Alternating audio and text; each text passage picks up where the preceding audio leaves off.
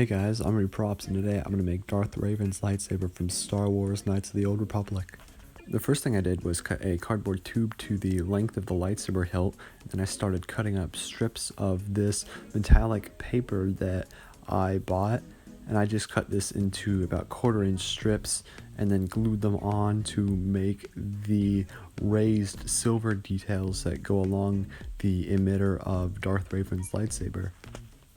I cut out some very thin ones, just using an X-Acto knife to cut these out, and then I glued these on where the buttons to turn the lightsaber on and off are. I then glued on a piece of cardboard to cover up the main bulk of the bottom, which just had a little area cut out, which I'll paint black eventually. I then went through and added a few more strips just to the bottom of the lightsaber and to the top to cover the inside and outside of it, and then I went through and cut out the bladed parts on the lightsaber, just cutting those out of a thicker cardstock like paper, and then tracing and gluing the metallic paper onto that, just using some hot glue to cover in the seams on the edge and to glue on a small strip of cardboard along that.